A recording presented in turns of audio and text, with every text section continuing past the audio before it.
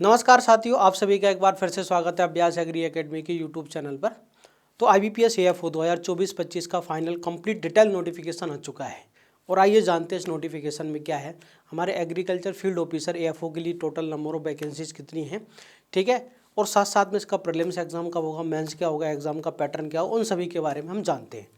तो चलिए सबसे पहले हम बात करते हैं कि आपने ये नोटिफिकेशन देखा होगा IBPS का common recruitment process for the requirement of specialist officer SO, जिसके अंदर हमारा IBPS AFO जो है AFO भी आता है। इसमें देखो स्पेशलिस्ट ऑफिसर में 5 पोस्ट की भर्ती होती है एसओ में।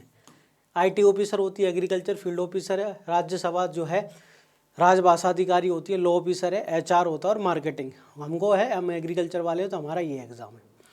अब ये जो एग्ज़ाम है इसके फॉर्म कब से भरे जाएंगे प्रीलिम्स एग्ज़ाम के लिए भाई IBPS जो है कब से फॉर्म, तो इसकी वेबसाइट पर आप जाकर देखो ऑनलाइन रजिस्ट्रेशन इंक्लूडिंग एडिट और मॉडिफिकेशन एप्लीकेशन वाई 1/8/2024 मतलब 1 अगस्त से लेकर 21 अगस्त तक जो इसके आप फॉर्म भर सकते हैं। 1 अगस्त से लेकर 21 अगस्त तक आप फॉर्म भर सकते हैं। बिल्कुल पेमेंट ऑफ ऑनली है ना फीस, ठीक है, आप 1 से लेकर 21 के बीच तक फीस पे कर सकते हैं। आपका एडमिट कार्ड कब आएगा प्रीलिम्स के लिए, है ना, download the call letter for online admit card जो होगा प्रीलिम्स एग्जाम के लिए, ये आएगा आपका अक्टूबर 2024 में। आपका प्रिलिमिनरी एग्जाम कब है, तो ऑनलाइन एग्जाम आपका है, प्री एग्जाम जो है प्री पहले होगा, ये नवंबर 2024 में, ठीक है। प्री एग्जाम के बाद रिजल्ट कब आएगा, नवंबर दिसंबर में 24 में आपका रिजल्ट आ जाएगा। फिर आपका मेंस एग्जाम होगा, उसके जो बच्चे प्री पास कर जाएंगे उनके लिए है ना कॉल लेटर आएगा मेंस एग्जामिनेशन के लिए दिसंबर 2024 में। जब मेंस एग्जाम हो जाएगा इसके बाद उसका रिजल्ट आएगा, है ना। देखो कॉल लेटर के बाद ऑनलाइन मेन एग्जाम, तो मेंस एग्जामिनेशन जो है आपका कब होगा, तो मेंस एग्जाम होगा आपका दिसंबर 2024 में। आपका एग्जाम कब होगा, दिसंबर 2024 में, आपका लास्ट में जाके दिसंबर 30-31 तक आपका एग्जाम होगा।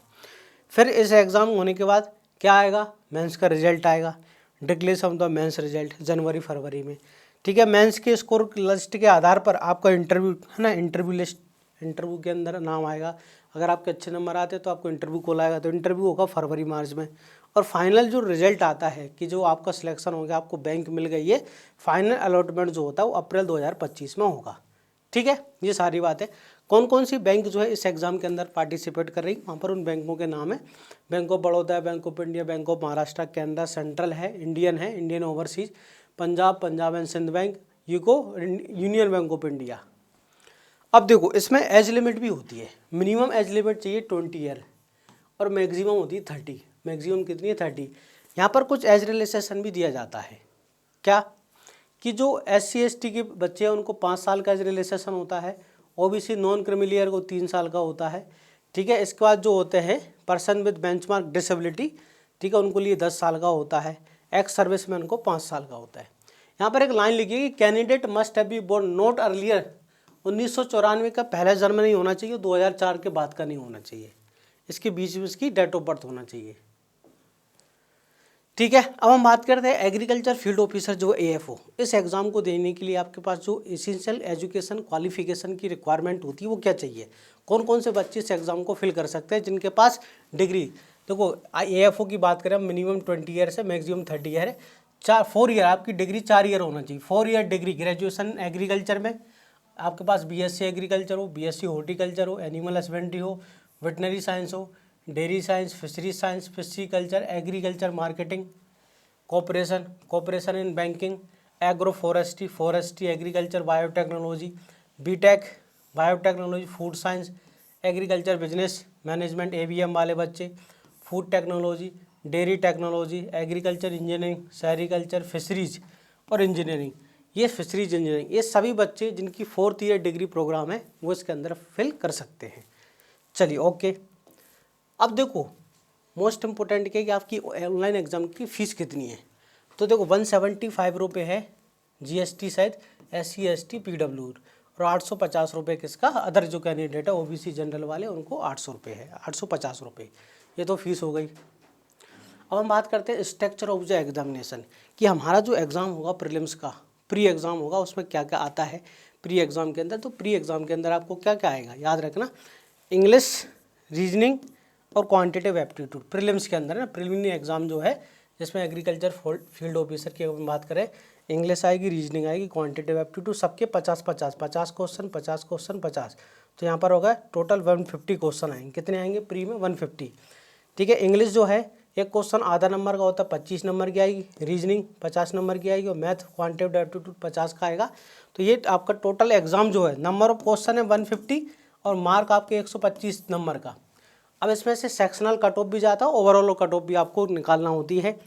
40-40 मिनट मिलते हैं सभी को, है ना, 40-40 मिनट और 2 घंटे आपको यहाँ पर मिलेंगे। ओके, ठीक है। जब आपका इसमें हो जाएगा, आपको सेक्शनल कट ऑफ भी निकालना होता है और साथ साथ में ओवरऑल कट ऑफ भी निकालना होता है। इसके बाद आपका फाइनल मेन एग्जाम होगा। मेंस एग्जाम जो होता है प्रोफेशनल नॉलेज के 60 क्वेश्चन आते हैं। नंबर ऑफ मार्क एक क्वेश्चन 1 नंबर का है, इंग्लिश हिंदी दोनों में, और 45 मिनट आपको मिलते हैं। क्या नेगेटिव मार्किंग होती है? दोनों एग्जाम में नेगेटिव मार्किंग होती है 0.25। ठीक है, 0.25 नंबर की क्या है, नेगेटिव मार्किंग है दोनों एग्जाम के अंदर। अब हम बात करते हैं कि एग्रीकल्चर ऑफिसर जो है एएफओ में नंबर ऑफ वैकेंसी इस बार कितनी है।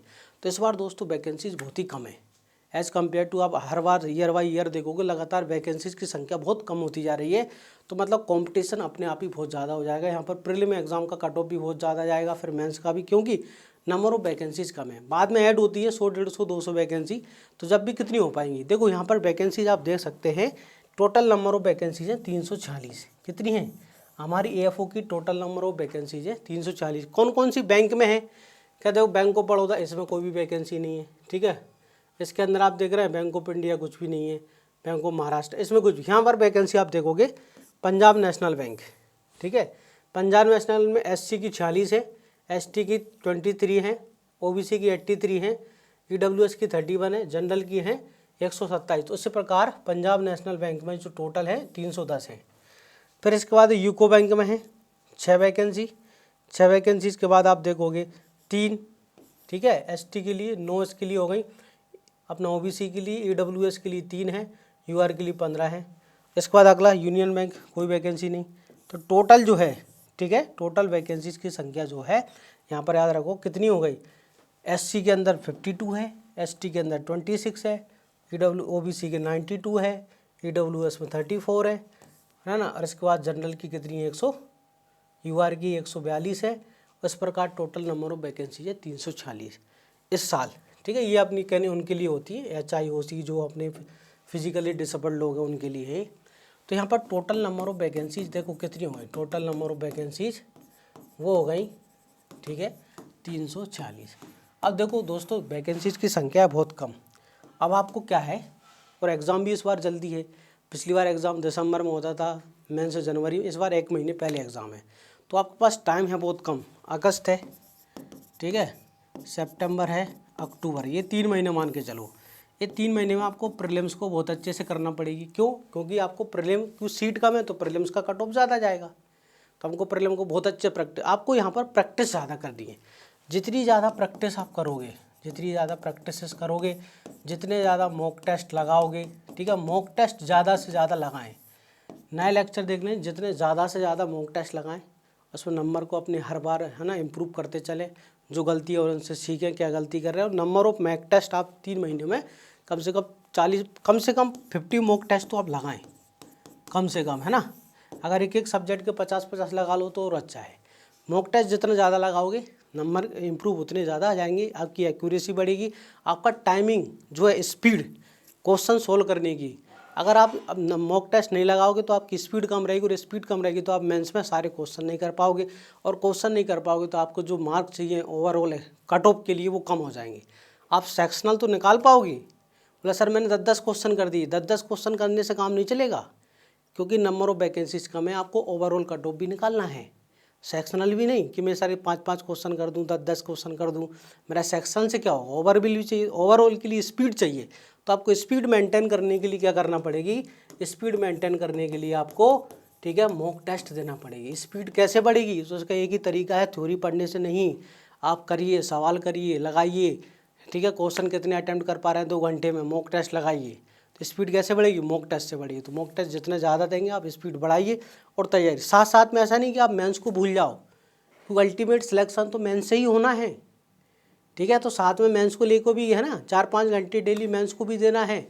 अभी आपको कम से कम 10 से लेकर 12 घंटे पढ़ने हैं डेली, इतना तो पढ़ना ही पढ़ना है ना। डेली 10 से लेकर 12 घंटे आपको पढ़ना ही है। उससे ज़्यादा होता है तो बहुत अच्छी बात है, कम से कम है ये तो 4-5 घंटे आपको साथ में मेंस को भी रिवीजन करते ही देने चलना और इसके टेस्ट लगाते चलना है। मेंस एग्ज़ाम को भी साथ में आपको क्या करते चलना है, मेंस के लिए भी 4 से 5 घंटे रेगुलर आपको पढ़ना है। अब देखो नई सोर्सेस से या नई जो है बुक्स खरीदने से पढ़ने से कोई मतलब नहीं है। आपके पास जो मटेरियल है उसी को बार बार पढ़ो, उसी को बार बार पढ़ो, ठीक है। एक बुक को 10 बार पढ़ डालो, है ना। मल्टीपल टाइम्स रीडिंग करना है आपको, है ना।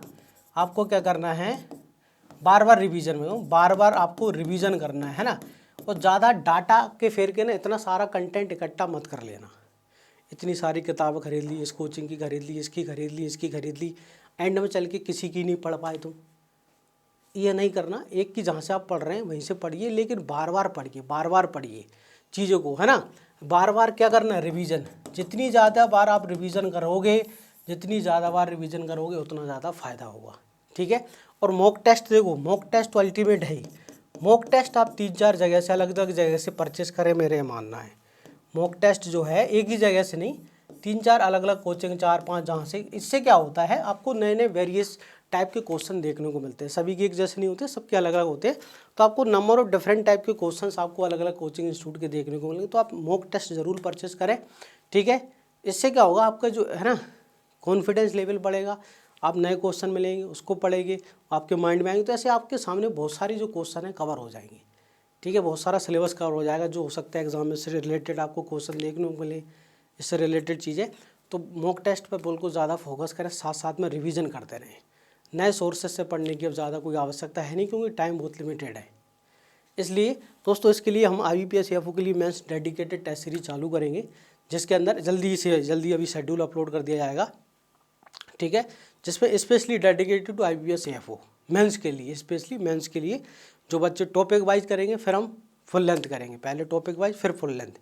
तो आई होप दी गई जानकारी आपको समझ आई होगी। अगर आपको किसी प्रकार का कुछ डाउट है, ठीक है, पढ़ना चाहते हैं, IBPS CFO का कोर्स कंप्लीट करना चाहते हैं, कि जैसे देखो फिजियोलॉजी है, जेनेटिक्स है, ब्रीडिंग है, एंटोपैथो, अगर ये सब्जेक्ट आपको बहुत टफ लगते हैं तो ये हमारे यहाँ बहुत ही ज़्यादा ईजी भी और अच्छे से पढ़ाए जाते हैं। आप इनको यहाँ से कर सकते हैं और आपके नंबर को इनमें इम्प्रूव आप कर सकते हैं बहुत ही अच्छे से। इन सब्जेक्ट में अगर आपको कोई डिफ़िकल्टीज आती है तो IBPS CFO का हमारा कोर्स मात्र 699 का है। मेंस का जो कोर्स है ये भी बहुत कम प्राइस, क्योंकि एग्ज़ाम का टाइम कम है ना, तो 699 का है। आप इस मात्र मेंस का कोर्स 699 में ले सकते हैं। दिसंबर एंड में एग्ज़ाम होगा तो बहुत कम फीस पर है।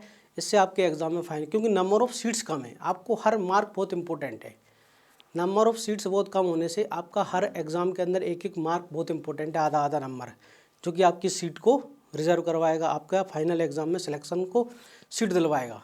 तो एक एक मार्क, तो उसके लिए आपको हर सब्जेक्ट को, है ना, ऐसा नहीं कि सर ये सब्जेक्ट मैं छोड़ के चला जाऊँ, आपको पढ़ना पड़ेगी। क्यों? क्योंकि हर नंबर इम्पोर्टेंट है, ठीक है। चलिए दोस्तों, आई होप अगर आपको सारी चीज़ समझ आए तो एक बार चैनल को सब्सक्राइब जरूर कर ले अगर आप नए हैं, ठीक है। और इसके लिए डेडिकेटेड फ्री क्लासेस भी मैं यूट्यूब पे स्टार्ट करूँगा AFO के लिए, साल फ्री, बिल्कुल सारी चीज़ें जो खास करके एलाइड सब्जेक्ट की है ना, बच्चों को ज़्यादा दिक्कत आती है एलाइड सब्जेक्ट, ओके। किसकी दिक्कत आती है?